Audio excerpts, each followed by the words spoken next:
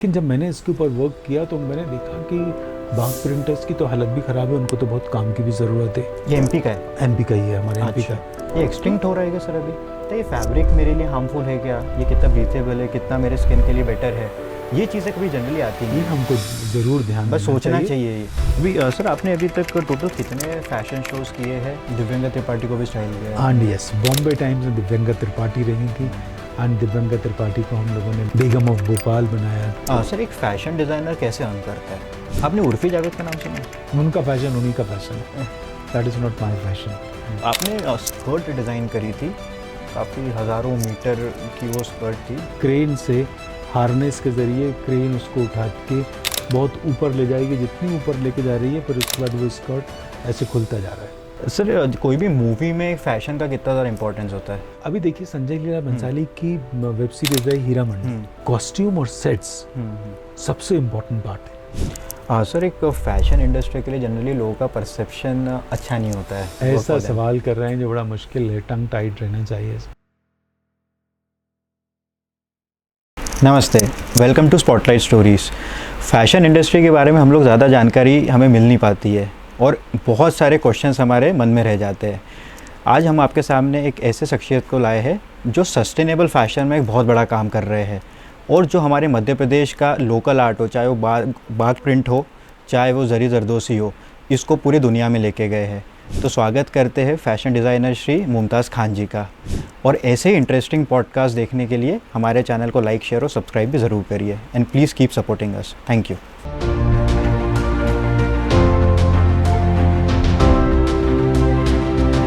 Mumtaz Khan sir, नमस्ते।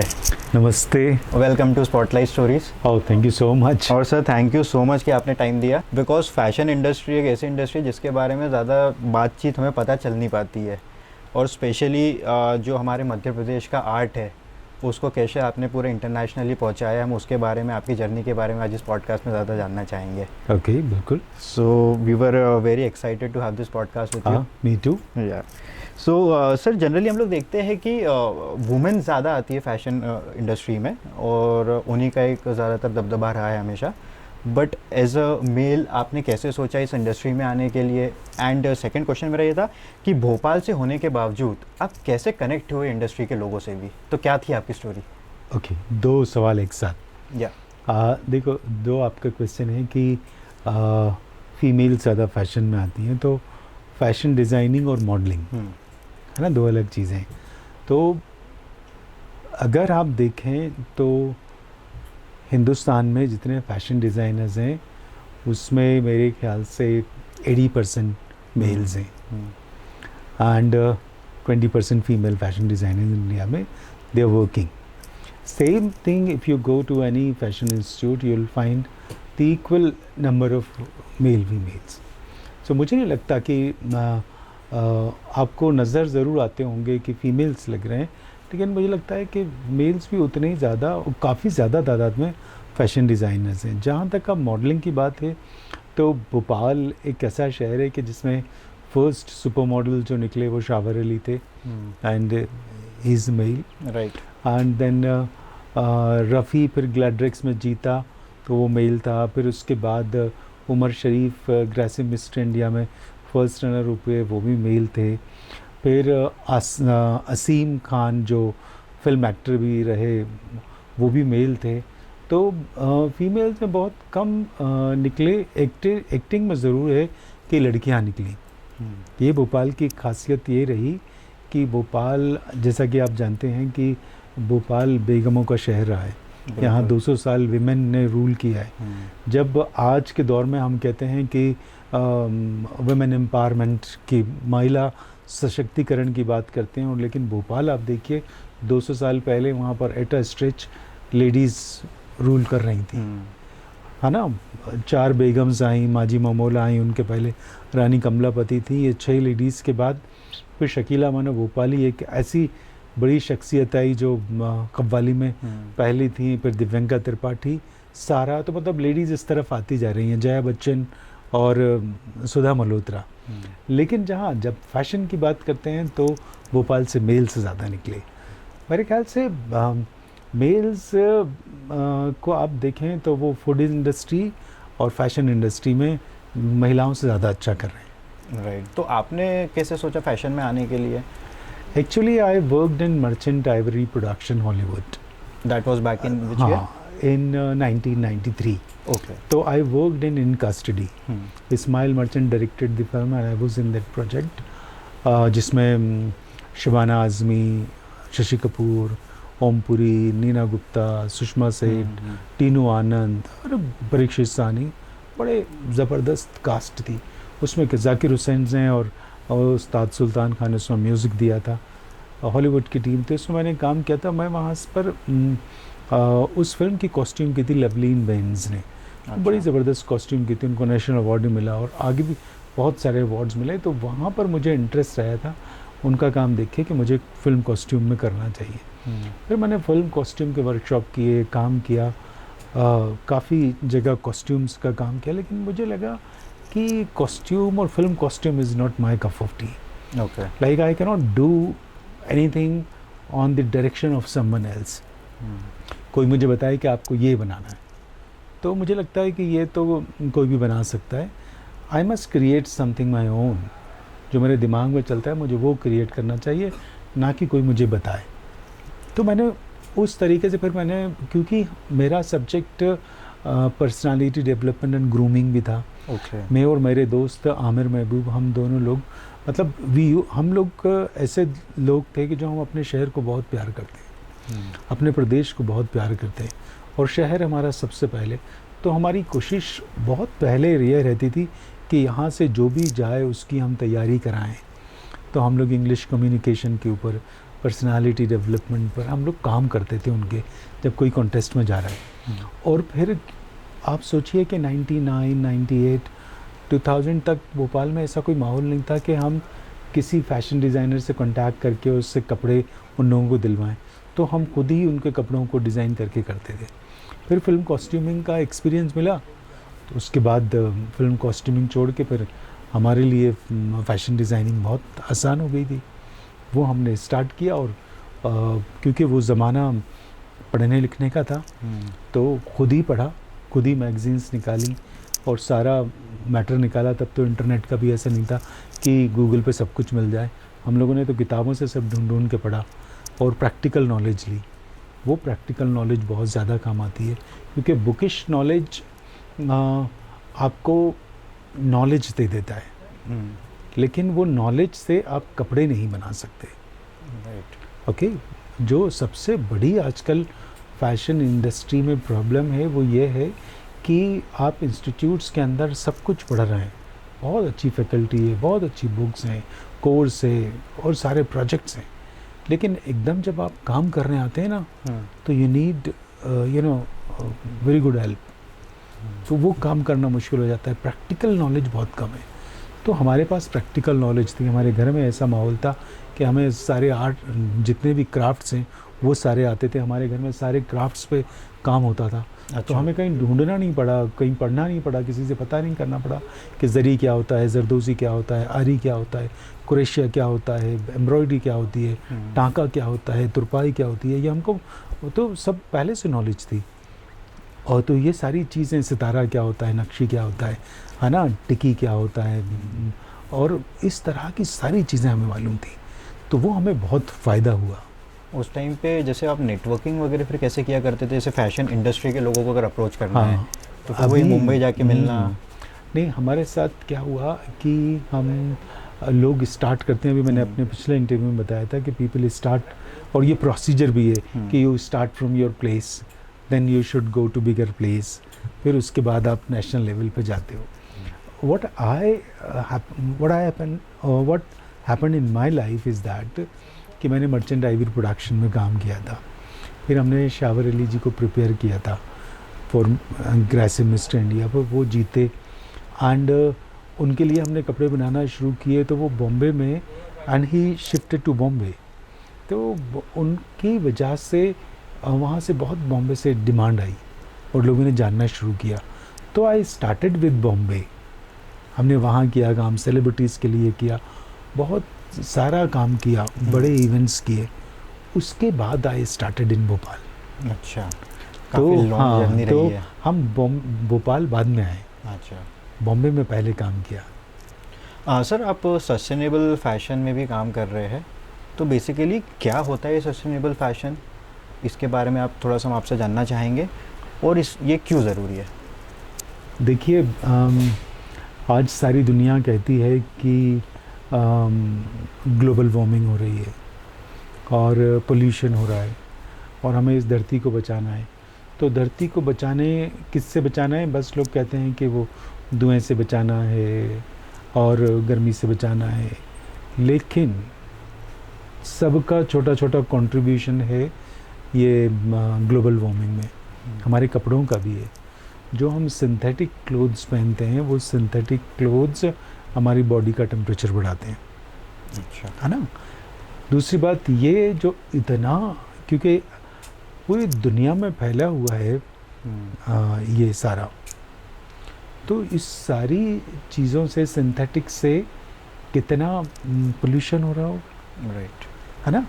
ये जब बनता है तो फैक्ट्रीज से कितना धुआं निकलता है, उससे कितना वेस्ट निकलता है, जो एसिड्स हम नदियों में और उसमें मिला देते हैं।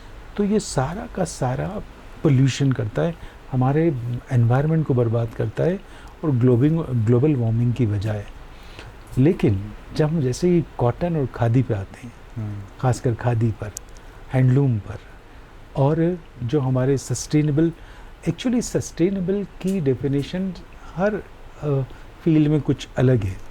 कपड़ों में सस्टेनेबल की डेफिनेशन या उसका मतलब होता है कि जिसको रिसाइकिल किया जा सके, जो धरती पर फेंका जाए तो वो धरती को ब्लॉक नहीं करे। जैसे प्लास्टिक को धरती पे गिरेगा तो वो उस जगह को ब्लॉक कर देगा। राइट। लेकिन कॉटन डिकम्पोज, जब हमारा इको फ्रेंडली, हमारे फ्रेंड्स या कोई भी हैंडलूम गिरेगा ना, तो वो ख़त्म हो जाएगा, वो मिट्टी बन जाएगा। राइट।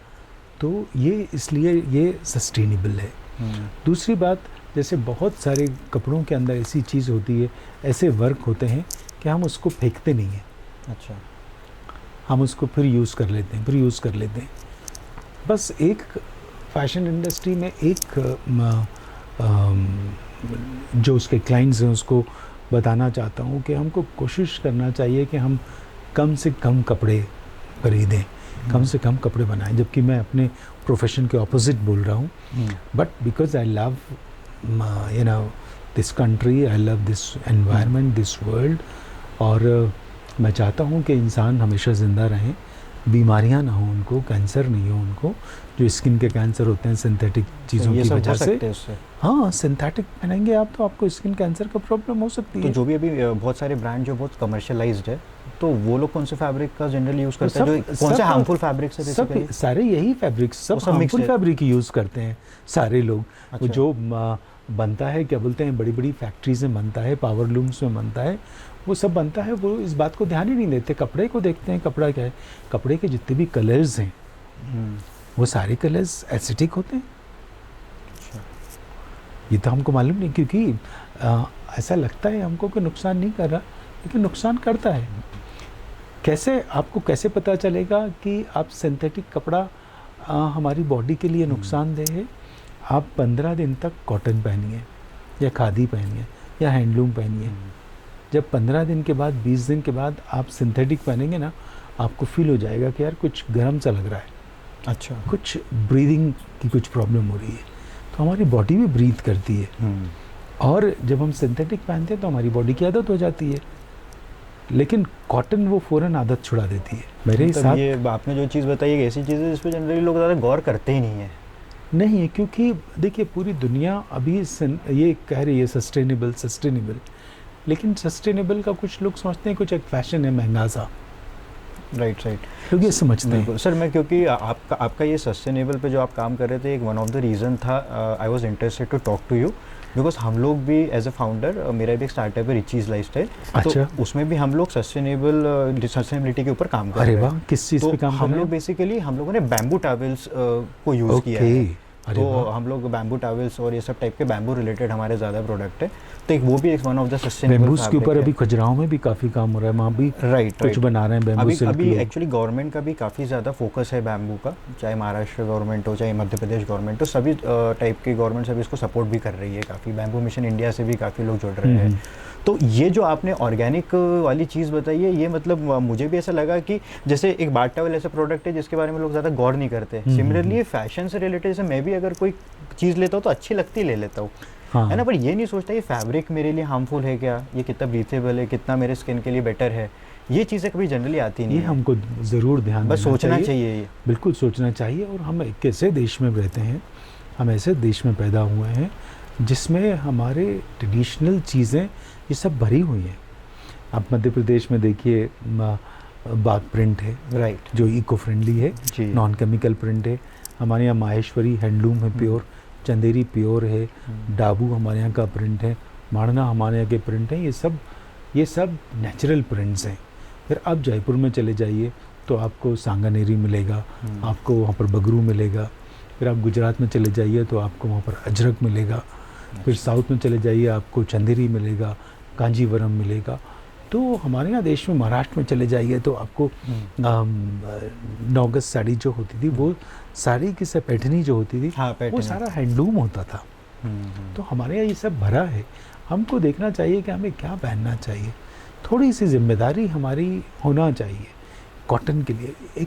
एक सबको एक कोशिश करना चाहिए कि हफ्ते में 2 बार 3 बार कॉटन पहने, हफ्ते में 1 बार कम से कम हम खादी पहने, है ना।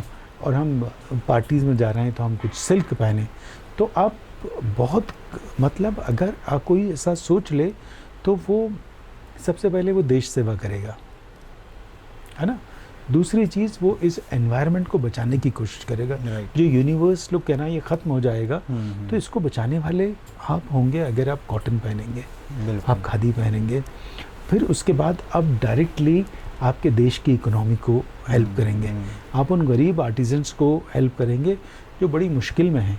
आपके लिए तो वो हैंडलूम और ये सारे सस्टेनेबल चीज़ें बना रहे हैं, लेकिन उनका जीवन यापन मुश्किल है। ये एक्सटिंक्ट हो रहा है क्या सर अभी? नहीं, अब तो बूम आ गया है। अच्छा, लोग इस पे बात कर रहे हैं। अवेयर। अच्छा, अवेयर। अभी जैसे मैं जिस प्रिंट में बाग प्रिंट में काम कर रहा हाँ हूँ। सर, मेरा ये क्वेश्चन था बाग प्रिंट के बारे में, थोड़ा डिटेल से हम क्या आपसे हुआ, जानना बाग चाह रहे प्रिंट, मैंने बाग प्रिंट पे काम इसीलिए स्टार्ट किया कि बाग प्रिंट को कोई भी इम्पोर्टेंस नहीं देता था। ये बहुत खूबसूरत प्रिंट था और इसको लोग पर्दों में और एट द मोस्ट बेडशीट्स में यूज़ कर रहे थे। लेकिन जब मैंने इसके ऊपर वर्क किया तो मैंने देखा कि बाग प्रिंटर्स की तो हालत भी ख़राब है, उनको तो बहुत काम की भी ज़रूरत है। ये एमपी का है? एमपी का ही है, हमारे एमपी अच्छा। का। तो मैंने फैशन वीक्स में बाग प्रिंट पे काम करने का सोचा जी।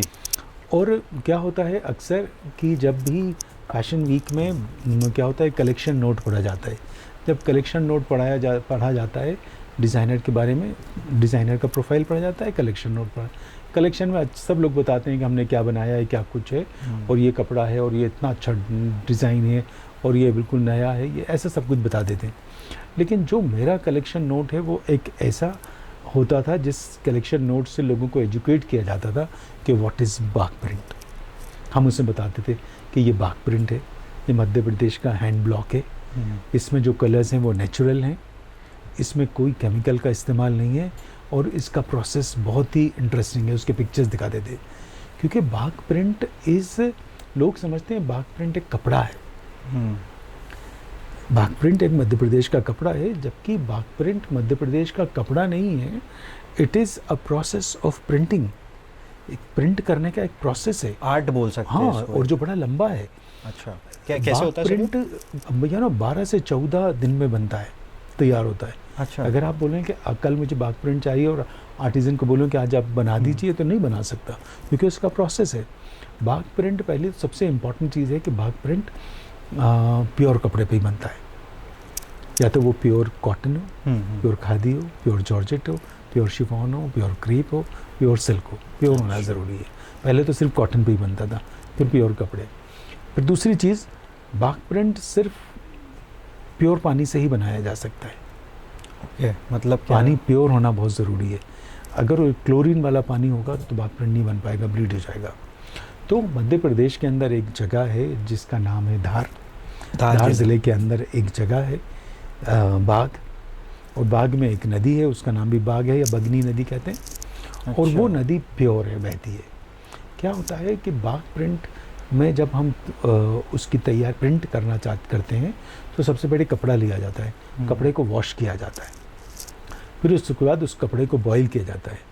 उस कपड़े को बॉईल करते हैं, इमली के बीज होते हैं, हाँ हाँ हाँ, उसका पाउडर, हाँ। और बकरी की जो मैंगनी होती है, लेंडी जो होती है, उसका पाउडर बनाते हैं।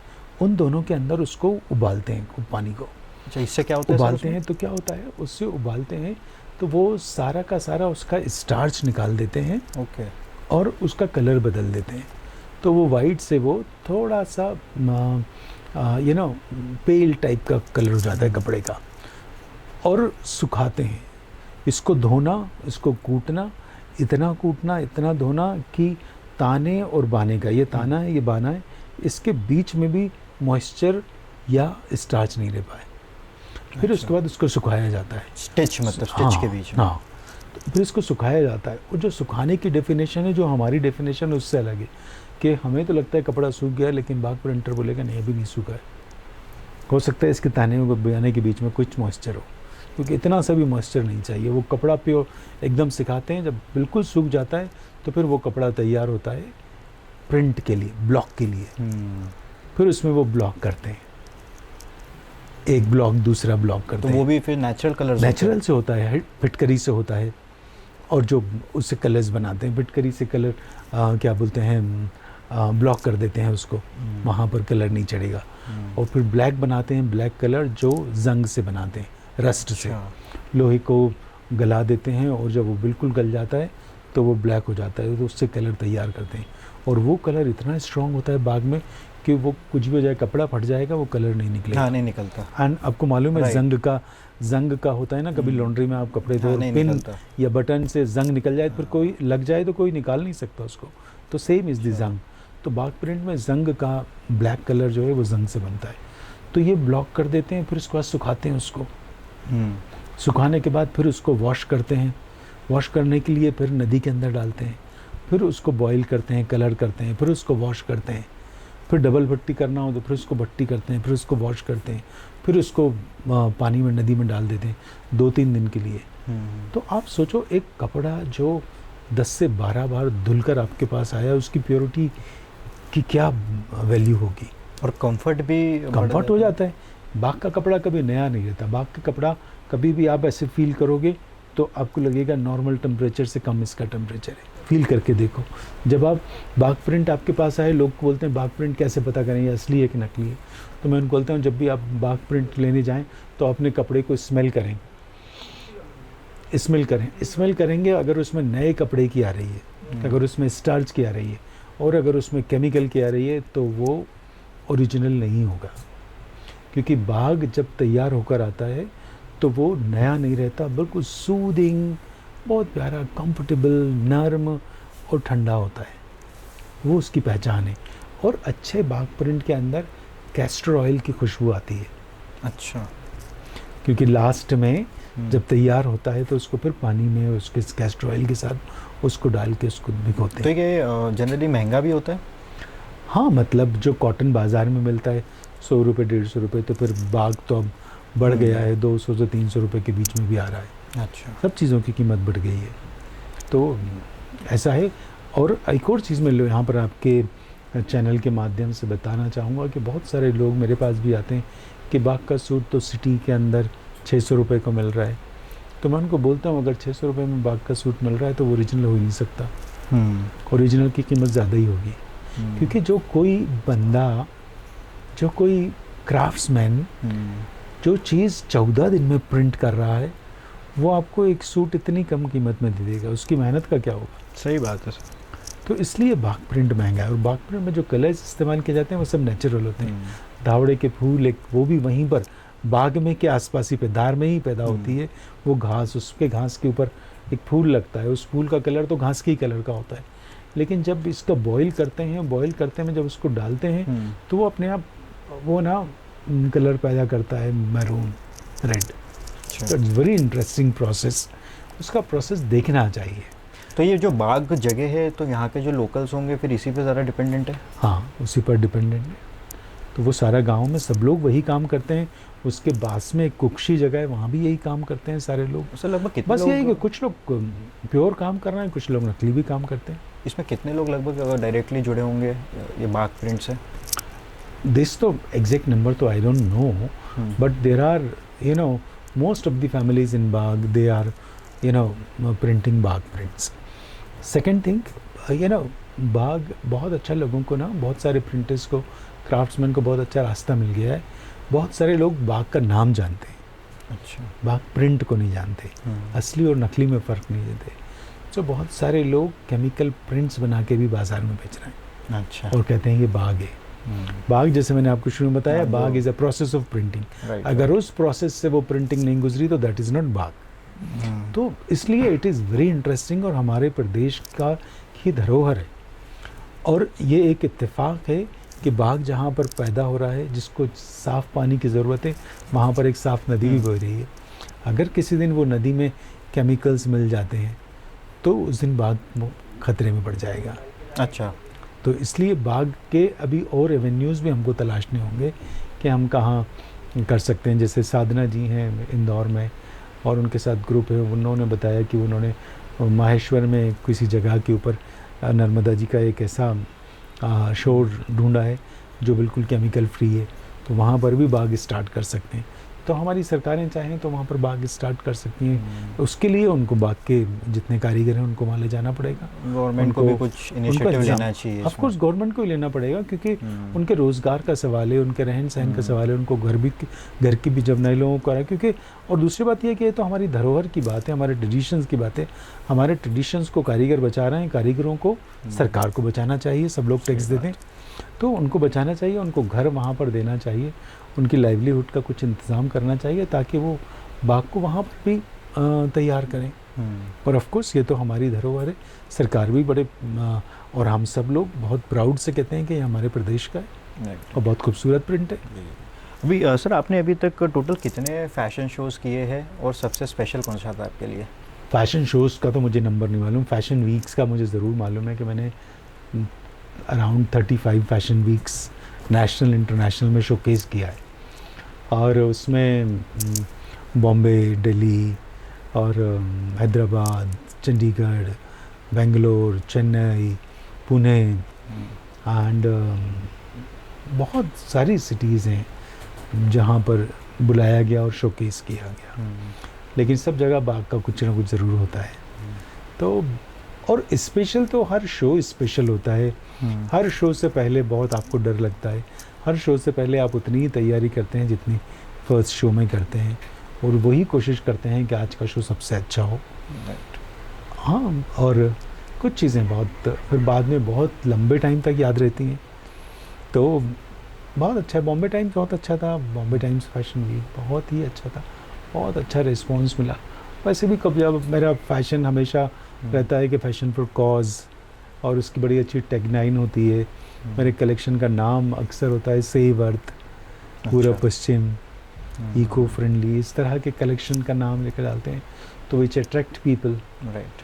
सेकेंड थिंग कि हम अपने एवी के अंदर हम अब बताते हैं लोगों को कि बाग प्रिंट क्या है, मध्य प्रदेश में कहाँ पैदा होता है, कैसे पैदा होता है। तो वो बहुत इंटरेस्टिंग होता है। शो से पहले ये सब चीज़ें बता दी जाती हैं तो people sit on their toe and they see, they watch कि you know what is this Bagh all about. And after the show वो पूछते हैं आकर और कपड़ों को टच करना चाहते हैं कि नहीं ये बताइए ये कॉटन है कि नहीं है। कई बार उनको लगता है नहीं ये कॉटन नहीं हो सकता, इतनी फिनिशिंग नहीं है, और फिनिशिंग इतनी ज़्यादा है तो कॉटन कैसे हो सकता है, लेकिन कॉटन होता है, टच करके देखते हैं। तो इस तरह बहुत सारे फैशन वीक किए हुए हैं। बहुत लाइक अच्छा लगता है कि जब आप अपने प्रदेश की और अपने शहर की, मैं भोपाल की ज़री जरदोज़ी को भी बहुत प्रमोट करता हूँ। बाग के ऊपर, कॉटन के ऊपर ज़री जरदोज़ी डालते हैं हम लोग, बहुत स्पेशल चीज़ होती है। लोग कहते हैं ज़री जरदोज़ी हमेशा बहुत महंगे कपड़े पर ही करना चाहिए, कॉटन पे तो लोग करना ही नहीं चाहते। But I started this.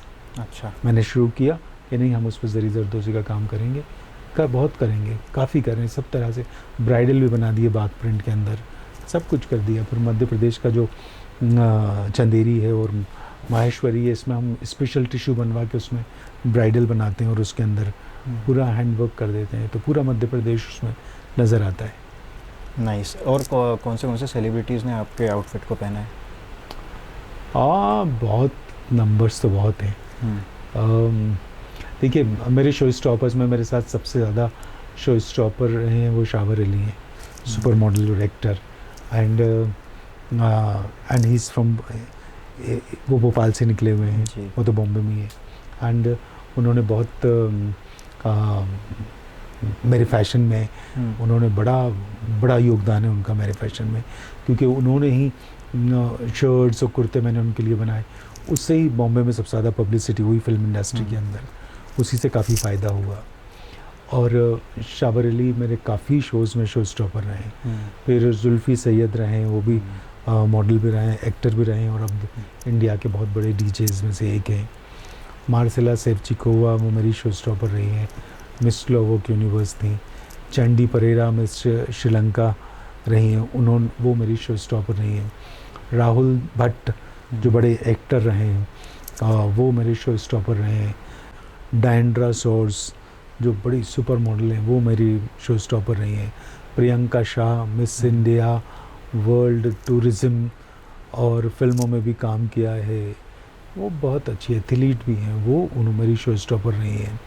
Natasha Suri miss India world, वो मेरी शो स्टॉपर रही हैं। और बहुत सारे नाम तो मुझे याद नहीं रहते। डिम्पल पटेल मेरी शो स्टॉपर रही हैं, मिस ग्लोब हैं वो। और नुसरत जहाँ जो बंगाल की बड़ी एक्ट्रेस हैं, और फिर वो अभी एमपी हैं, बड़ा नाम रहता है उनका मीडिया के अंदर, तो वो मेरी शो स्टॉपर रही हैं। शोएब खान बंगाल के एक्टर थे, वो मेरे शो स्टॉपर रहे हैं। दिव्यंका त्रिपाठी को भी स्टाइल किया। एंड यस, बॉम्बे टाइम्स में दिव्यंका त्रिपाठी रही थी, एंड दिव्यंका त्रिपाठी को हम लोगों ने बेगम ऑफ भोपाल बनाया था, and she rock the show.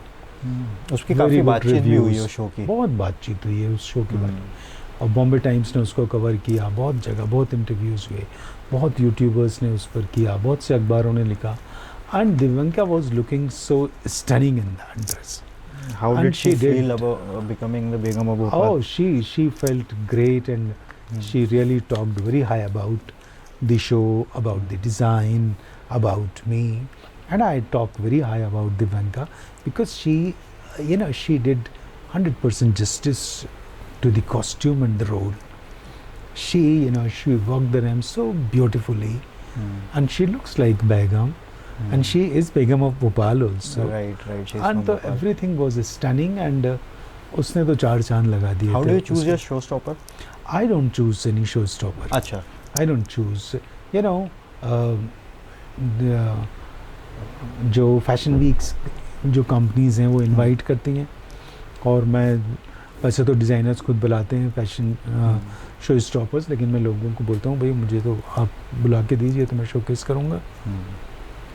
तो मुझे शो स्टॉपर्स मिलते हैं, और जब आपका शो जब इस्टेब्लिश होता है तो लोग भी आपको कॉन्टैक्ट करते हैं कि हमें शो स्टॉपर लीजिए, तो आप कह सकते हैं कि नहीं हम शो स्टॉपर ले रहे हैं, तो कि काम इन बाटर सिस्टम।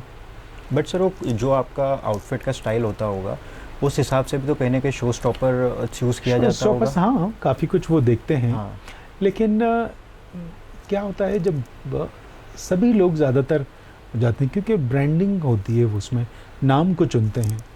अच्छा, एक बहुत बड़ा नाम मैं भूल गया था, अभी दिल्ली में मेरे शो स्टॉपर थे रजनीश दुग्गल, उन्होंने भी बहुत ज़बरदस्त काम किया, और वो बहुत ही स्मार्ट लग रहे थे, और उसके ऊपर भी बहुत लिखा गया। और अभी फिर मैंने महाराष्ट्र में मैंने शो किया था, इन्होंने रेडिसन के लिए शो किया था, उसमें काफ़ी सारे डिज़ाइनर थे, उसमें शिव ठाकरे हमारे शो स्टॉपर थे, बहुत ही अच्छा काम किया उन्होंने। Shiv Thackeray was in Bigg Boss, then he was in Khatron Ke Khiladi, and अभी तो he is working in films also. तो वो भी बहुत, ये दोनों शो स्टॉपर्स भी बहुत ज़बरदस्त थे, रजनीश दुग्गल और शिव ठाकरे। जैसे शावर अली ने बहुत शोज़ में रॉक किया, इस तरह इन लोगों ने भी किया। मुझे लगता है कि मेल्स को काफ़ी शो स्टॉपर बुलाना चाहिए। अच्छा सर, एक फ़ैशन डिज़ाइनर कैसे अर्न करता है? फैशन डिज़ाइनर्स अपना काम करते हैं। फैशन डिज़ाइनर्स पूरे साल तो शो करते नहीं हैं, साल में एक शो राइट। या 2 शो करेंगे जब अपना कलेक्शन डाल देंगे। उसके बाद तो उनको मेहनत करनी पड़ेगी ना, उनका क्लाइंटल होता है, वो लोगों के लिए बनाते हैं। डिज़ाइनर्स दूसरे ब्रांड्स के लिए काम करते हैं जो रेडीमेड ब्रांड्स होते हैं, तो उससे उनकी इनकम होती है। एग्जीबिशंस करते हैं और फेस्टिवल्स में काम करते हैं। तो जैसे बाकी सब लोग काम करके कपड़े बना के बेचते हैं, उस तरह ही उन लोगों की भी इनकम होती है। Sir as a fashion designer ऐसे आप क्या टिप हमें दे सकते हैं कि जो हमें डे टू डे लाइफ में अडाप्ट करनी चाहिए? As a fashion designer I would क्या रूल्स, ड्रेसिंग के रूल्स बदलते हैं। अभी जब व्हेन आई स्टार्टेड तब हमारे लाइफ में था, जो सब मैगजीन में हम पढ़ते थे कि जब आप सूट पहने हुए हैं तो आप फॉर्मल शूज़ पहनिए, और ट्राउज़र्स के ऊपर स्पोर्ट शू का तो कोई फैशन, कोई क्या मतलब उसके ऊपर तो हंसते थे। इवन ये फिल्म आई थी रब ने बना दी जोड़ी, हाँ। तो उसमें शाहरुख खान को कार्टून बनाने के लिए, लल्लू बताने के लिए वो ट्राउज़र के ऊपर स्पोर्ट शूज़ पहना रहे थे उसको, ताकि वो लल्लू दिखे। देखिए ड्रेसिंग सेंस नहीं है। वही चीज़ अभी इतने से सालों के अंदर बदल गई है। Now it is a fashion. आज ब्राइडल में लड़की स्पोर्ट शू राइट उसके ऊपर वर्क करके पहन रही है। अब फैशन तो सर ऐसे क्या बदलता ट्रेंड है, हो जाए कुछ पता ही नहीं चलता है, बदलता है, बदलता हाँ। भी रहता है। और इंडिया एक बहुत मैं इंडिया को एक बड़ी ज़बरदस्त कंट्री बताता हूँ कि ये एक ऐसी कंट्री है, यहाँ पर फैशन ऐसे नहीं बदलता कि सबने फैशन बदल दिया। यहाँ पर सब चीज़ें चलती रहती हैं एक साथ, मिक्स है, सब चीज़ें चलती हैं। लोग फैशन डिज़ाइनर से कपड़े भी पहनते हैं, ट्रेंडी कपड़े भी पहनते हैं, अपने ट्रेडिशनल कपड़े भी पहनते हैं, और डे टू डे लाइफ में जो चाहें वो पहनते हैं, कोई उनको टोकने वाला नहीं है। अच्छा। जबकि दूसरी जगहों पर ऐसा होता है कि सारे स्टोर्स के अंदर एक ही कलर आ गया। हमारे यहाँ ये नहीं चलता, हमारे यहाँ सब कुछ एक साथ चलता तो है। आपको ऐसा लगता है कि सर कि इंडिया कोई स्पेसिफिक कंट्रीज से ज़्यादा इन्फ्लुएंस है फैशन में? इंडिया से इंडिया कौन सी ऐसी ज़्यादा कंट्रीज से ज़्यादा इन्फ्लुएंस होता है फैशन के लिए? इंडिया हम तो, लोग किससे इन्फ्लुएंस होते हैं? हमारे यहाँ तो इंडिया में तो कुछ खास इन्फ्लुएंस नहीं होता। हमारे यहाँ तो हमारे के टीवी चैनल्स और फिल्म स्टार्स ही काफ़ी हैं। हाँ। हमारे यहाँ के लोग तो जितना भी जो होता है वो चाहता है कि वो फिल्म स्टार्स का और टेलीविज़न का कुछ देख ले। लेकिन हाँ, 2 जगहें हैं जहाँ पर से हमारे यहाँ का ब्राइडल बहुत होता है, एक पाकिस्तान और एक दुबई। अच्छा। दुबई का फैशन हमारे यहाँ काफ़ी, लेकिन वो फैशन हमारा ही फैशन है। वो ऐसा नहीं होता कि दुबई का फैशन हम कहेंगे तो ये दुबई का है, लेकिन वहाँ से ब्राइडल्स के इंस्पिरेशंस उधर से आते हैं। अच्छा। जैसे पाकिस्तान कंट्री है, गरीब कंट्री है, तो जहाँ गरीबी ज़्यादा है वहाँ पर क्राफ्ट्स बहुत ज़्यादा है, वहाँ जरी जरदोसी के काम और कारीगर बहुत ज़्यादा है। अच्छा। बहुत काम कर रहे हैं, बहुत अच्छा काम कर रहे हैं, करते जा रहे हैं क्योंकि उनको ज़रूरत है। तो वो चीज़ें ज़रूर हमारे यहाँ इंस्पायर होती हैं लोगों को। और आपके हिसाब से सर ऐसा कौन सा बॉलीवुड सेलिब्रिटी है जो फैशन को बहुत अच्छे से कैरी करता है, मतलब जिसको देख के आपको लगता है कि ही इज़ अपडेटेड? यार बहुत सारे लोग हैं। जैसे सबसे पहले तो जो सबसे बड़ी फैशन आइकन है वो डिम्पल कपाड़िया है ना। वो अपने टाइम से लेकर आज तक she is trendy, you know, you never find her you know in unfashion कपड़े या स्टाइल। उनके पास एक स्टाइल है। इसी तरह आप शाहिद कपूर को देखेंगे तो ऑलवेज स्टाइलिश, है ना। फिर आप देखिए करीना कपूर को देखेंगे, सैफ अली खान को, तो ये लोग हमेशा कुछ स्पेशल फैशन में होते हैं। ये कैजुअल्स भी पहनते हैं तो वो कुछ नया स्टाइल होता है। तो इस तरह बहुत सारी जैसे रेखा है, तो रेखा इवेंट्स के कपड़े रेखा से अच्छा कोई नहीं पहन सकते, वो साड़ी के लिए मशहूर है। तो इसी तरह हेमा मालिनी है, तो वो साड़ी को बहुत ही ज़बरदस्त, बहुत एलिगेंट स्टाइल में पहनती हैं, बहुत अच्छे हैं। और नए में आप देखें तो शाहरुख खान को देख लें चाहे आप, और आप चाहें तो अक्षय कुमार को देख लें। अक्षय कुमार तो खैर इवेंट्स के हिसाब से चलते हैं, लेकिन ये लोग सब कुछ ना कुछ नया लेकर आते रहते हैं। सलमान खान, आमिर खान बेचारे बहुत ही कैजुअल्स रहते हैं, उनको बहुत ज़्यादा नहीं, उनका मेरे ख्याल से नाम और चेहरा ही काफ़ी है। तो ऐसा है, बहुत सारे लोग बहुत अच्छा काम करते हैं। सस्टेनेबल फैशन में अगर आप देखें तो विद्या बालन बड़ा अच्छे कपड़े पहनती हैं। ज़्यादा ट्रेडिशनल में भी हम देखते हैं। सारा अली खान बहुत इस तरह के कपड़े पहनती है। तो ट्रेडिशनल चीज़ों में आलिया भट्ट बहुत अच्छा, तो सब कुछ ना कुछ कैरी कर रहे हैं। आपने उर्फी जावेद का नाम सुना है? उनके फैशन के बारे में आपका क्या कहना है? उनका फैशन उन्हीं का फैशन है, that is not my fashion. You know, there is a fashion to bring trends, there is a fashion to get publicity, है ना. आप लाइमलाइट में आने के लिए जो कर रहे हैं, तो वो आपकी नज़र में फ़ैशन हो सकता है, मेरी नज़र में वो फ़ैशन नहीं है, वो है. तो वो पब्लिसिटी के लिए वो कर रही हैं, वो अट्रैक्ट करने के लिए कर रही हैं मीडिया को, और वो कामयाब भी हुई हैं. उनको कुछ डिज़ाइनर्स ने, बड़े डिज़ाइनर ने शूट भी कराया है उनसे, उनको बुलाया भी जा रहा है. लेकिन वो जो सब कर रही हैं वो ठीक है, वो उनकी पब्लिसिटी के लिए, कुछ ट्रेंडी भी हो सकता है, कुछ भी हो सकता है. लेकिन मेरा अलग मानना है कि मैं अलग तरीके से सोचता हूँ कि वो अपना काम कर रही हैं, उनको अपना काम करने दिया जाए. फैशन में वैसे भी किसी को क्रिटिसाइज़ नहीं करना चाहिए, क्योंकि जो आदमी का मन है उसको वो करने देना चाहिए. तो वो कर रही हैं तो बिल्कुल. और कुछ चीज़ें बड़ी क्रिएटिव होती हैं उनके लिए, जो वो पहन कर आती हैं, क्रिएटिव होती हैं, लेकिन वो फैशन के लिए नहीं हो रही, वो सिर्फ इसलिए हो रही हैं कि एकदम कैमरा उन पर आ जाए, लाइमलाइट के लिए. सर, एक आपने स्कर्ट डिज़ाइन करी थी, काफ़ी हज़ारों मीटर की वो स्कर्ट थी, तो वो उसके बारे में थोड़ा जानना चाह रहे थे आपसे. देखिए, that was Rajasthan foundation day. मैत्री पहाड़ी जो बहुत बड़ी इंडिया की कोरियोग्राफर है, इवेंट कोरियोग्राफर, बहुत सारे मेरे ख्याल से 800-900 लोगों के साथ तो उनको डांस की एक सीक्वेंस बनानी. तो उसमें से उन्होंने कहा था कि हमको 2 स्कर्ट्स बनाने हैं बहुत बड़े बड़े, जिसमें, क्योंकि वो राजस्थान फाउंडेशन देता, तो उसमें एक उनका जो कपड़ा है लहरिया उससे बनाएंगे और एक गियर डांस का बनाएंगे. और वो खुले में था प्रोग्राम, और उसको लड़की को स्कर्ट पहनाना के बिठा देना था, और फिर क्रेन से, हार्नेस के ज़रिए क्रेन उसको उठा के बहुत ऊपर ले जाएगी, जितनी ऊपर लेके जा रही है, फिर उसके बाद वो स्कर्ट ऐसे खुलता जा रहा है. अच्छा. तो हमने 1000 मीटर कपड़े के अंदर वो स्कर्ट बनाया था, जिसकी 25 मीटर के करीब उसकी लेंथ थी, और उसका बहुत बड़ा घेर था. तो बहुत चैलेंज था वो बनाना, क्योंकि उसको बनाकर और यहाँ पर कमर के ऊपर 30 लेकर आना, कमर 30 से भी कम, बड़ा मुश्किल काम था. उसका ट्रायल कैसे किया था? ट्रायल तो बहुत ही मुश्किल, ट्रायल तो हो नहीं पा रहा था. तो यहाँ पर कुछ हो ही नहीं पा रहा था, काटना भी उसका मुश्किल था. काटना हमने लिया था, लेकिन अब वो बना है, कैसा बना है ये समझ में नहीं आ रहा था. तो फिर हम लोग रात में, चांदनी रात में हमीदिया कॉलेज ग्राउंड में गए थे. अच्छा. फिर वहाँ पर उस ग्राउंड में फैला के देखा, तो वो नज़र आ गया कि हाँ सब प्रॉपर है. जहाँ पर वो प्रॉपर नहीं था, मैं ये देखना चाहता था कि उसमें गोलाई है कि नहीं है. सही बात है. तो वो पूरा गोल बन गया था. तो फिर हुआ है. फिर उसके बाद हमने उस नाप से फिर दूसरे बनाए. तो एक बार वो 2 बनाए थे, 1000 मीटर के 2. फिर उसके बाद एक बनाया था 300 मीटर का मध्य प्रदेश स्थापना दिवस के ऊपर. फिर अच्छा. एक दिल्ली में एक प्रोग्राम हुआ था प्रधानमंत्री का, उसके लिए एक बनाया था 170 मीटर का, जिसमें मैत्री पहाड़ी जी ने उसमें उस स्कर्ट को पहना के क्रेन से ऊपर गई लड़की. फिर उसके बाद वो स्कर्ट पीछे से उठ के ऐसे, और नीचे पूरा ऐसा गोला बन जाता है सामने. फिर उसके ऊपर उसमें दिखाया था इंडिया का आर्ट, इंडिया अच्छा. का कल्चर, इंडिया का हेरिटेज, इंडिया के मॉन्यूमेंट्स, इंडिया के आर्टिस्ट, इंडिया के आर्टिजन्स, सारी चीज़ों को दिखाया था उसमें. फिर वही इंडिया 870 में ग्लासगो में हुआ था, तो वहाँ पर स्कॉटलैंड में उसको दिखाया गया था इंडिया 870 प्रोग्राम में. और उसमें भी सारे भारत का पूरा कल्चर दिखाया गया था.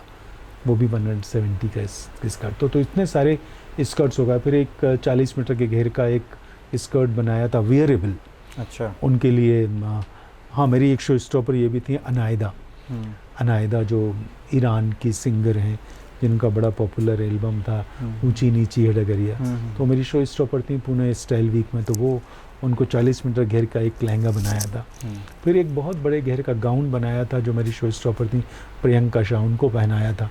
और उस पर सीढ़ियाँ बनाई थी, और सीढ़ियों के ऊपर उनको खड़ा करके फिर उसको फैलाया था. I will show you pictures. तो बड़ा मतलब काफ़ी थॉटफुल था ये, कि स्कर्ट में फिर पूरे आर्ट और ये सब चीज़ों को अभी दिखाया कोशिश जाए. कर रहा हूँ कि बाग प्रिंट में अभी बना के बाग को प्रमोट करें. लेकिन ये कि हाँ, अगर गवर्नमेंट 2000 मीटर कपड़ा देती है, तो फिर उसको बाग में बना के उसको प्रेजेंट करना चाहते हैं, बाग को प्रमोट करने के लिए, कि this is Bagh. Sir, India में ऐसे कौन से फैशन डिज़ाइनर्स हैं बेसिकली जिनको आप भी एडमायर करते हैं? देखिए, मैं प्योरिटी के ऊपर बड़ा ध्यान देता हूँ. और आजकल जरी जरदोज़ी के नाम पर जो कंप्यूटराइज्ड एम्ब्रॉयडरी हो रही है उसको भी बड़ा मैं अच्छा नहीं समझता, क्योंकि हम कंप्यूटराइज्ड एम्ब्रॉयडरी करके हम जरी जरदोज़ी को ख़त्म कर देंगे, है ना, क्योंकि उसकी कीमत भी कम होगी और दिखेगा भी वैसा ही, और लोग कुछ दिनों में भूल ही जाएंगे कि जरी जरदोज़ी क्या होती है और कंप्यूटराइज्ड एम्ब्रॉयडरी क्या होती है। सो मैं प्योर लोगों के जो प्योर में काम कर रहे हैं मुझे वो अच्छे लगते हैं, जैसे ऋतु कुमार हैं तो अच्छे वीव्स में काम करती हैं, और हैंडलूम्स में और हैंडवर्क में काम करती हैं। सुनीत वर्मा हैंडवर्क में बहुत अच्छा काम करते हैं, और तरुण तहलियानी है, ये भी काम करते हैं, और कई लोग आ रहे हैं अभी तो, कई लोग आ रहे हैं जो प्योर क्या बोलते हैं वीव्स में काम कर रहे हैं। तो ये बहुत अच्छा है। जब मैंने स्टार्ट किया था तो तब कोई ऐसा कोई डिज़ाइनर नहीं था कि जो प्योरिटी में काम कर रहा हो, ये कर रहा हो, मैं अकेला होता था। तो और उसके बाद अभी मैं देख रहा हूँ कि एक बूम आ गया है, एवरीबडी इज़ वर्किंग इन, सब लोग, जो लोग जानते नहीं है सस्टेनेबल क्या है, जो लोग जानते नहीं है प्योर कॉटन खादी क्या है, वो भी सस्टेनेबल की बात करते हैं। तो ये बड़ी खुशी की बात है, कम से कम इतनी अवेयरनेस तो आई है कि हम एक अच्छे रास्ते की तरफ जा रहे हैं। सर अभी अंबानी वेडिंग था सबसे ज़्यादा ट्रेंडिंग, उसके अलावा हम लोगों ने कुछ भी और नहीं देखा था, तो उसके फैशन के बारे में हम जानना चाहेंगे कि कौन इनको जनरली डिज़ाइन मतलब स्टाइल करेगा, हाँ, क्या रहता है, हाउ डज इट वर्क? ऐसा सवाल कर रहे हैं जो बड़ा मुश्किल है, टंग टाइट रहना चाहिए। देखिए अंबानी की शादी में भी उनके यहाँ के भी ब्रांड्स हैं रिलायंस के, और उसमें जिस डिज़ाइनर ने कपड़े बनाए वो सब रिलायंस के डिज़ाइनर हैं ज़्यादातर। अच्छा, है ना, सब्यसाची नहीं है उनके डिज़ाइनर, सब्यसाची के तो ड्रेस थे नहीं उसमें, एक आधी दो ड्रेस थे, तो वो कम थे, तो बाकी सारे वही अबू जानी, संदीप भोसले, इन सब के बहुत कपड़े थे, तो सारे लोग उन्हीं कपड़े पहन कर आ रहे थे। तो अच्छा है, उनकी कंपनी की भी ब्रांडिंग हो रही थी और लोग पहन भी रहे थे वो सब कपड़े। हाँ, उसमें तो सब लोगों को हमने देखा अलग अलग स्टाइल। तो I don't want to comment, क्योंकि कुछ लोग बहुत अच्छे भी लगे, कुछ लोग बहुत बुरे भी लगे। अच्छा। कुछ बहुत इतने बड़े बड़े हार जो कभी ज़िंदगी में आदमी नहीं पहनता वो पहन के लोगों को चलवा रहे हैं। मुझे नहीं समझ में आया कि वो कौन सा फैशन था शादी के लिए, अंबानी की शादी के लिए वो कौन सा फैशन था, आई डिडंट अंडरस्टैंड। तो ऐसा है, अच्छा भी लगता है बुरा भी लगता है। सर कोई भी मूवी में फैशन का कितना ज़्यादा इंपॉर्टेंस होता है? अभी देखिए राम गोपाल बजाज हैं, इंडिया का बहुत बड़ा नाम है, बड़े एक्टर हैं, थिएटर में बड़ा नाम है, NSD में भी रहे हैं और तो डायरेक्टर रहे वहाँ के। उनका एक फेस्टिवल है, फिल्म फेस्टिवल, लिफ्ट इंडिया फिल्मोत्सव, अच्छा, द वर्ल्ड सिनेफेस्ट, तो वो करते हैं लोनावला में। वो हर उसमें फिल्म फेस्टिवल में मुझे भी बुलाते हैं शो करने के लिए। वो बोलते हैं कि, और आप खुद भी देखिए, फिल्म बिना कॉस्ट्यूम के क्या है? राइट। फिल्म में costume is very important part, very important part. जिस फिल्म के अंदर आप गरीबी दिखा रहे हैं, है ना, बिल्कुल गरीब आदमियों को दिखा रहे हैं, वहाँ भी तो कपड़ों को उस हिसाब से बनाना पड़ेगा। सही बात। कॉस्ट्यूम वहाँ वो भी दिखाना पड़ेगी। जब अमीर किसी को दिखा रहे हैं तो भी तो कॉस्ट्यूम की ज़रूरत पड़ेगी, उसी से दिखेगा। अभी देखिए संजय लीला भंसाली की वेब सीरीज़ है हीरा मंडी। हीरा मंडी में कॉस्ट्यूम और सेट्स सबसे इम्पोर्टेंट पार्ट है। तो फिल्म का तो अहम तरीन पार्ट है फैशन, और ये आज नहीं है। आप पाकीज़ा उठा के देखिए, 70s की 60s की फिल्म, 60s की आप मुग़ल आज़म देखिए, क्या था उसमें? सब चीज़ों के साथ कॉस्ट्यूम थी। उसमें जंग दिखाइए तो जंग बिना कॉस्ट्यूम का कैसे दिखा सकते हैं? तो उस टाइम पे फैशन डिज़ाइनर्स ही असिस्ट करते थे? उस टाइम कॉस्ट्यूम डिज़ाइनर्स ही सब कुछ काम कर लेते थे। अच्छा। अभी भी करते हैं, लेकिन अभी फैशन डिज़ाइनर्स भी उनके साथ जुड़े हुए हैं। अभी तो टीम बहुत बड़ी बड़ी है, कॉस्ट्यूम की बड़ी टीम। तो पाकीज़ा, जैसे पाकीज़ा फिल्म थी तो उसमें कॉस्ट्यूम मीना कुमारी नहीं की थी, हीरोइन ने कॉस्ट्यूम की थी। तो फिल्म के बिना, फिल्म में तो फैशन है ही, और फिल्म से ट्रेंड्स चलते हैं। लोग फिल्म से देखते हैं कि फिल्म में इसने ये पहना है, हम भी ये पहनेंगे। राइट। सर अभी तो बहुत सारे इंटरनेशनल डोमेस्टिक बड़े बड़े ब्रांड्स हैं, मैं नाम तो नहीं लूँगा किसी ब्रांड का, बट हम देखते हैं कि लोग ये मतलब कहीं ना कहीं ऐसा हो जाता है कि मुझे इस ब्रांड का ही ख़रीदना है, मेरे को डिज़ायर बन जाता है। तो आपके हिसाब से ये सही में स्टाइल है और is it just marketing? It is just marketing. Marketing? देखिए क्वालिटी तो होती है, क्वालिटी होती है, लेकिन क्वालिटी के बल पर इतनी प्राइस जो चार्ज की जा रही है। और अभी आपने पढ़ा होगा कि अभी एक अवेयरनेस आई है, जो दुनिया के बहुत बड़े जो ब्रांड्स हैं, एग्जॉर्बिडेंट ब्रांड्स हैं ना, उनकी सेल बहुत नीचे आई है। हाँ, और बहुत सारे तो हमने ये भी सुना है लोग कि अवॉइड कर रहे हैं इसको। काफ़ी उस पे ऐसे भी केसेस हो जहाँ आउटलेट्स पे भी हाँ जो चीज़ें मिल रही है वो ओरिजिनल नहीं थी। हाँ, बहुत ऐसा हो रहा है। हाँ। क्या हो रहा है, ब्रांड्स बड़े हो गए, ब्रांड्स बहुत बड़े हो गए, तो वो क्या करते हैं कि वो प्रोडक्शन जगह जगह करा रहे हैं। आपको मालूम है बहुत बड़े ब्रांड्स, यूएस के ब्रांड्स हैं तो उनका प्रोडक्शन चाइना में चल रहा है। हाँ हाँ, तो राइट। इंडोनेशिया में शूज़ का चल रहा है, तो बांग्लादेश में शूज़ बना के भेज रहे हैं वो लोग। तो ये सब कहाँ ओरिजिनल कैसे मिलेगा आपको, ये प्रॉब्लम है। तो इसलिए अभी एक अवेयरनेस का आ रहा है, टाइम आ गया है, जो लोग अवेयरनेस फैला रहे हैं और ब्रांड्स की तरफ, बड़े ब्रांड्स, महंगे ब्रांड्स की तरफ से हट रहे हैं। सर, एक फैशन इंडस्ट्री के लिए जनरली लोगों का परसेप्शन अच्छा नहीं होता है जब हम लोग बातचीत करते हैं, तो आपके हिसाब से इसके पीछे रियलिटी क्या है? इसकी रियलिटी है कि देखिए जो मॉडल्स होते हैं ना, जो फैशन डिज़ाइनर होते हैं, वो महीनों अपने कपड़े बनाते हैं। फिर वो उन कपड़ों को दिखाने के लिए मॉडल्स को हायर किया जाता है, उनके मेकअप स्टाइलिंग की जाती है ना, ज्वेलरी दी जाती है, फुटवेयर्स दिए जाते हैं, रैम्प बनाया जाता है, सिटिंग अरेंजमेंट किया जाता है, ब्यूटिफिकेशन किया जाता है, लाइट्स की जाती हैं, म्यूज़िक अरेंज किया जाता है, फिर वो कपड़े दिखाते हैं। तो ये इसमें बुराई क्या हो गई है ना? लोग बात करते हैं, लेकिन आप देखो मॉडल्स के बारे में लोग उल्टा सीधा बोलते हैं।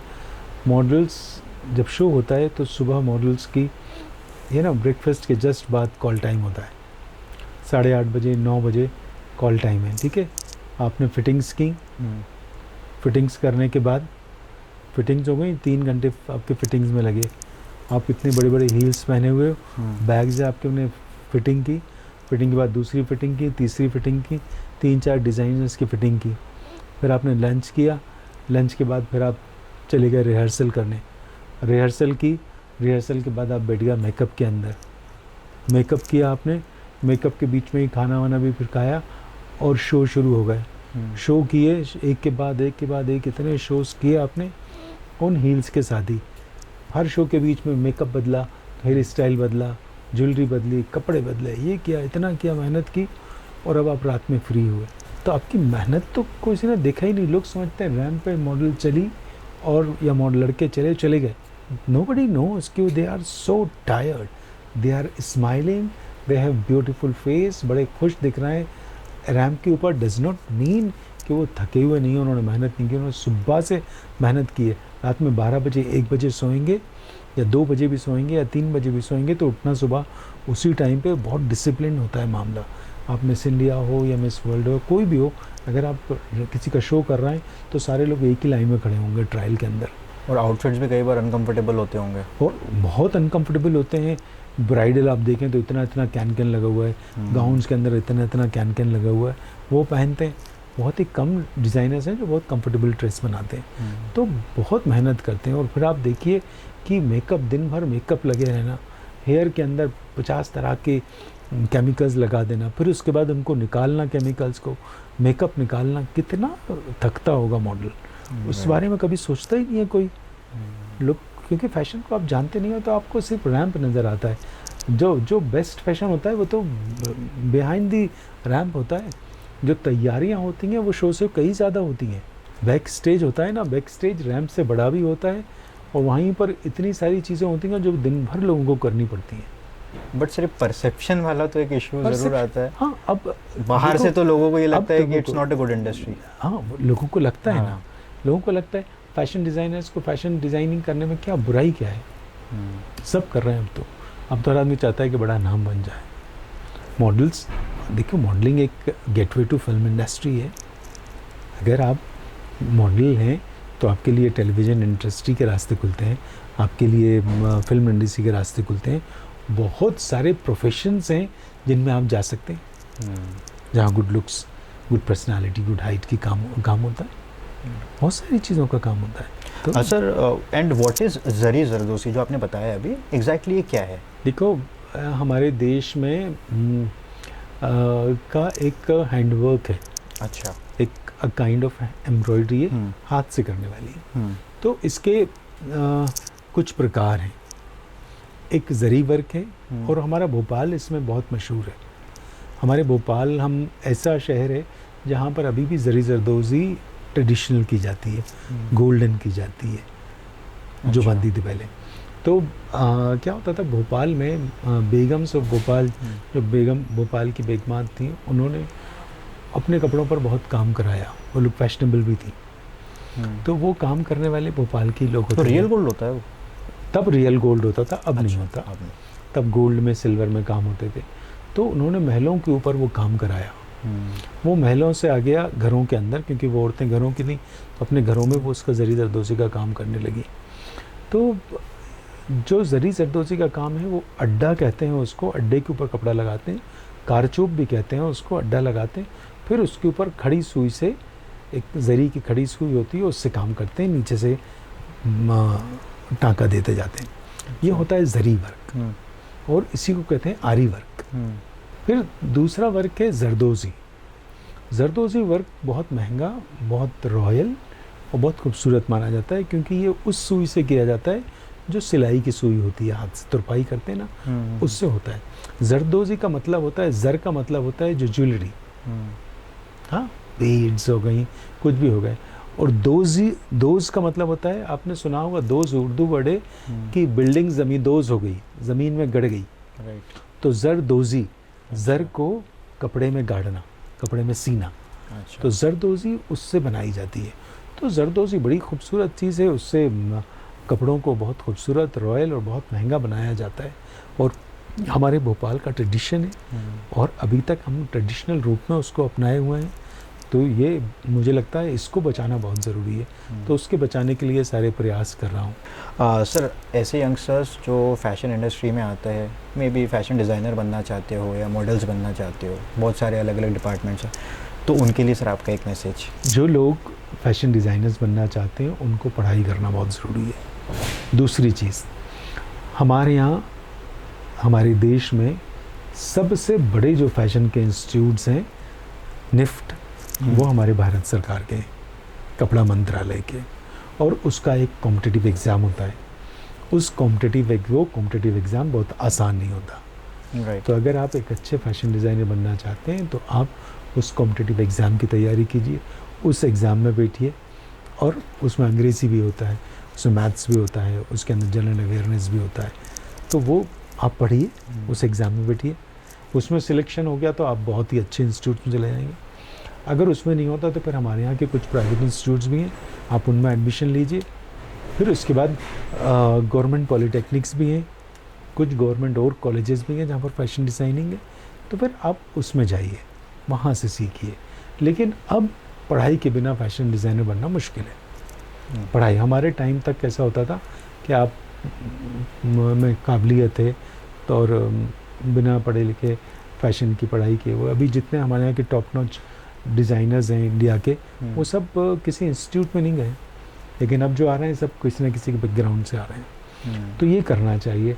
आपको मॉडल बनना है तो आपके पास अब सब, बहुत सारे लोग मैं देखता हूँ कि एक अपना सपना पाल लेते हैं कि हमें मॉडल बनना है, लेकिन सपना पालने से पहले आप देखिए कि आपकी हाइट अच्छी होना चाहिए, 6 फीट हाइट कम से कम हो, अच्छा स्ट्रक्चर हो, डिफरेंट लुक्स हो, आपका अच्छा कम्युनिकेशन हो, एजुकेशन का बैकग्राउंड हो, आपका पढ़े लिखे हों, आप स्मार्ट हों, वॉक आनी चाहिए, टर्न आने चाहिए, आपको थोड़ा एक्टिंग आनी चाहिए कि एक्सप्रेशंस आपको मालूम होना चाहिए कि इंडियन डिज़ाइनर्स कौन से हैं, इंडियन कोरियोग्राफर्स कौन से हैं, और कंपनीज़ कौन सी हैं जो फैशन वीक्स कराती हैं, और आपको मालूम होना चाहिए कि कौन कौन सी एजेंसीज़ काम कर रही हैं जहाँ पर हम मिलके मॉडल बन सकते हैं। तो ऐसे हर कोई आपको कांटेक्ट करे और आप हर किसी को कांटेक्ट करें और कोई बोले कि आपको मॉडल बना देंगे, तो नहीं मानना चाहिए बात। सर, आपको भी तो अप्रोच कर सकते हैं ना उनको गाइडेंस हाँ, के बिल्कुल, लिए। मैं तो गाइड कर ही रहा हूँ यहाँ से आपके पेज के थ्रू कि this is, if they contact में I will definitely let them know कि कहाँ करें। और एक और मॉडलिंग का एक रास्ता और भी है कि कुछ इस्टेब्लिश कॉन्टेस्ट हैं, जैसे लड़कियों के लिए फेमिना मिस इंडिया है, आप उसमें पार्टिसिपेट कीजिए तो आपको पता लग जाएगा अबाउट मॉडलिंग। लड़के जो हैं टाइम्स मिस्टर इंडिया और रूबरू मिस्टर इंडिया के अंदर कॉन्टैक्ट करें, उसके थ्रू जाएं। तो ऐसे रास्ते हैं जिनके थ्रू करें। और पढ़ाई लिखाई बहुत ज़रूरी है, पढ़िए लिखिए, ग्रेट। पता कीजिए। और अभी इंस्टाग्राम एक ऐसी जगह हो गई है जहाँ पर सारे लोग अवेलेबल हैं। आप देखो ऑथेंटिक लोग कौन है, उनसे बात करो, ऑथेंटिक लोगों से बात करो।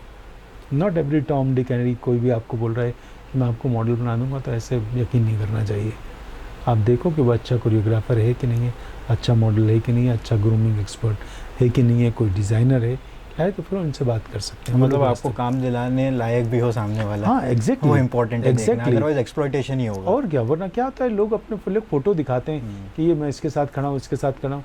इट इज़ नॉट, ये कोई भी खड़ा हो सकता है डिज़ाइनर के साथ। हम देखते हैं शो स्टॉपर जब आते हैं तो 1000 लोग फ़ोटो खिंचवाते हैं सेलिब्रिटी के साथ, लेकिन काम करने वाले तो 2-4 ही लोग थे ना।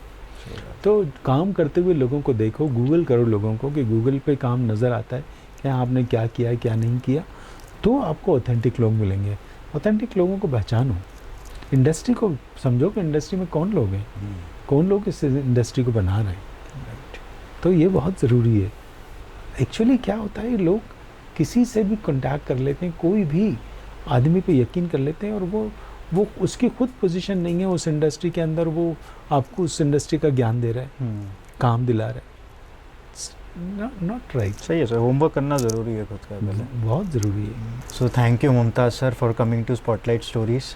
और काफ़ी इंटरेस्टिंग चीज़ें आपसे पता चली, एंड आई एम श्योर कि ये बहुत लोगों को हेल्प करेगा जो आज हम लोग की बात हुई।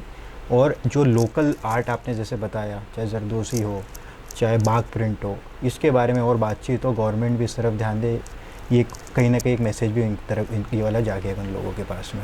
बहुत शुक्रिया आपका कि आपके पेज के ज़रिए मुझे यहाँ पर बोलने का मौका मिला है, आपसे बात करने का मौका मिला है, हमारे प्रदेश की और हमारे शहर के क्राफ्ट्स के बारे में बात करने का मौका मिला है।